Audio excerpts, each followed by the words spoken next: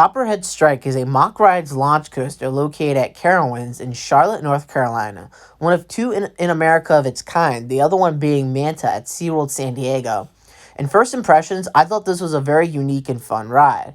It definitely feels different to other launch coasters that I've ridden. However, this might be towards the weakest of the launch coasters that I've ridden, just because there are other launch coasters that I've ridden better than Copperhead Strike. So first, let's talk about the stats. So has a height of 82 feet, which is not tall at all. Max speed of 50 miles per hour. 5 inversions. We have a heartline roll, 2 loops, a corkscrew, and a cutback.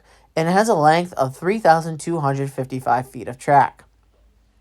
I do have to say the theming is spot on. It's really well themed. The area of the park is called Blue River Junction. It takes guests to a farmhouse on the edge of town. The farm is filled with signs warning trespassers to leave the property and look out for snakes. So walking up at the entrance, you're just impressed by how themed this ride is.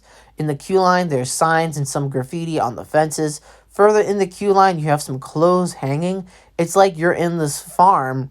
And then there's also some graffiti saying, "This is your last chance to turn back now." There's more smaller farmhouses in the queue. They have a tractor trailer. And for the station, if you look at it outside, you guessed it, it's a farmhouse.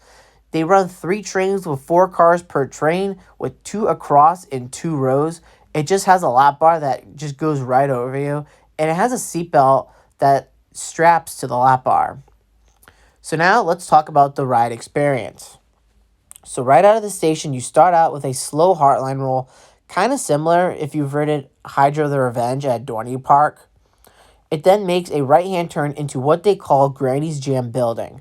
The ride is stopped for about 10 seconds, and then once something happens in that building, you launch 0 to 42 miles per hour into the first of 2 vertical loops. It then enters an airtime hill, followed by a fast-paced corkscrew, before entering a turnaround into the second launch, which boosts from 35 to 50 miles per hour into the inverted top hat. It then enters a second vertical loop around a portion of the second launch. It then enters several high-speed twists and turns. It then takes one last airtime hill into the brakes. So overall thoughts, I think this is a good ride. I like how this ride has every element thrown at you. It definitely feels compact with a lot of near misses. I do have to say, I didn't think it was intense since it didn't feel fast. I definitely think this might be one of the weaker launch coasters that I've ridden. There are a lot of other rides that I like over Copperhead Strike, like Velocicoaster, Maverick, Cheetah Hunt, Top Thrill Dragster. Definitely doesn't make Copperhead Strike dislike. There's 2 launch coasters that I've heard that I dislike: Flight of Fair at Kings Island and Tempesto Busch Gardens Williamsburg. I thought those launch coasters were bad. But Copperhead Strike, if you compare to the other ones, definitely towards the weakest, but still fun. So for a final score, I'm giving it an 8 out of 10. I think this is a fun ride. Good theming. I think this might be the best themed ride in the park. I think it does have a good layout. It's very smooth. This is my 4th favorite coaster in the park. The other ones I like over Copperhead are Afterburn, Intimidator, and Fury. But Copperhead Strike was still a fun ride.